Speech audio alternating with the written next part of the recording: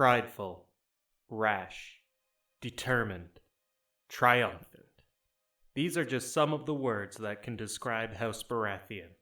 Known for their strength in battle, hot-tempered personalities, loyalty to their allies, and their strong belief in justice, it is no surprise that the Baratheons have helped to shape the history of Westeros like few other houses, great or small.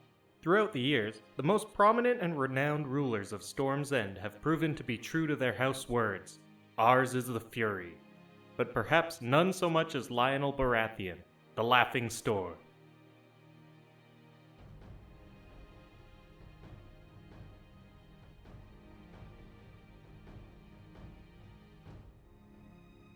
Lyonel Baratheon was born a little more than 100 years before the events of the A Song of Ice and Fire book series. That makes him a contemporary of the legendary Hedge Knight, Sir Duncan the Tall. Lyonel's height nearly matched the 6 foot 11 inches of Sir Duncan, making him an intimidating opponent to those who met him on battlefields and tourney grounds. He would add to this advantage by acting completely fearless on the battlefield, gaining the nickname the Laughing Storm due to his tendency of bursting into laughter when fighting. His helm was adorned with antlers to represent the Baratheon stag sigil and have become an iconic part of his look. In 209 AC, the Laughing Storm attended the tourney at Ashford Meadow, and was featured in the story The Hedge Knight as a supporting figure. He was able to defeat Robert Ashford, one of the tournament's designated champions, in his very first fight of the day, although it took 10 lances at the joust and a sword versus mace duel to do so. After taking Ashford's place as a champion, Sir Lyonel defended his title again and again against multiple opponents in succession. He took his mockery of his opponents even further than usual by chopping the crests off of their helmets and throwing them into the crowd. This proved to be extremely entertaining and won him favor with the small folk, though it frustrated and shamed those who had paid for the expensive decorations in the first place. But aside from demonstrating his strength in arms, the story also demonstrates the strength of his character, his hunger for glory, and his sense of honor. During the course of the tourney, Sir Duncan the Tall was put on trial for attacking Prince Aerion.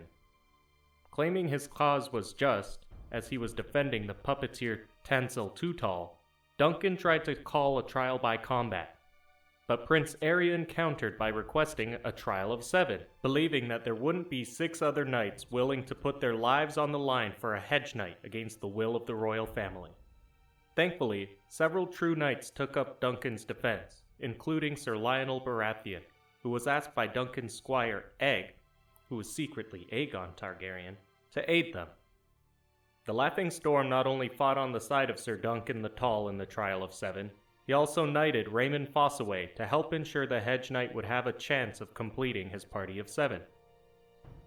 He further demonstrated his honorable nature by protesting the cunning tactics that Prince Baelor suggested their party employ in battle, but he was overruled. The young Baratheon's contributions helped to lead to Sir Duncan's acquittal, though others, including Prince Baelor, paid a heavy cost. The next major interaction we know of between Dunk, Egg, and the Laughing Storm would not be so amicable, though. Several decades later, Sir Lyonel Baratheon had become Lord Lyonel Baratheon of Storm's End, Dunk had become Sir Duncan of the Kingsguard, and Egg had become Aegon V, King of the 7 Kingdoms. One thing that had not changed was the Laughing Storm's loyalty and honor, and to reflect that, King Aegon promised the hand of his son and heir, Prince Duncan, to Lord Lyonel's daughter.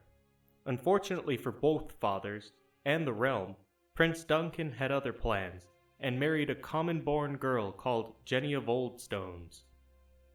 Though he was called the Laughing Storm, Lyonel was not amused.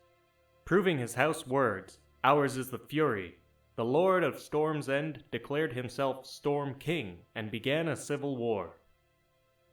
But even while in open rebellion, Lord Baratheon retained his honor and his pride, and agreed to settle the matter with a trial by combat.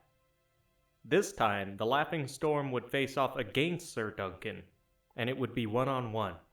The fight that followed must have been something to behold, as by this point, these were two of the greatest and largest fighters the realm had ever seen. Sir Duncan the Tall proved victorious in the fight after Lord Lyonel yielded, and the friendship between Lord and King was restored when Prince Duncan renounced his claim to the throne, and a new match between Lyonel's heir, Ormond, and Aegon's daughter, Raelle, was made.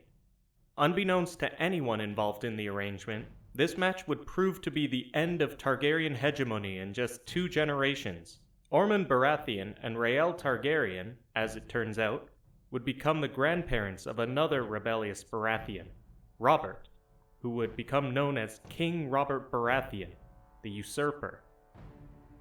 One of the things I find so interesting about the Laughing Storm's story is that it demonstrates how much the history of Westeros repeats itself. A king and his loyal friend estranged by a broken betrothal. A willful Targaryen prince abandoning his duty to the realm for love. A rebellion ended with an unanticipated marriage. But the fact that this never seems tedious or redundant really shows why so many of us have fallen in love with George R.R. Martin's writing, as the situations are always filled with nuance and intrigue. Though Robert's rebellion and the matter of his succession led to the strife of a continent twice in as many generations, Lyonel's rebellion saw leveler heads prevail, and tells us that although friends can be the ones who hurt us the most, even the gravest of betrayals can be forgiven if both sides have the will to reconcile and see justice done. That is a message that has always resonated with me and given me hope, despite the seemingly impenetrable gloom of the world of Ice and Fire. And that is why I called this channel Laughing Storm.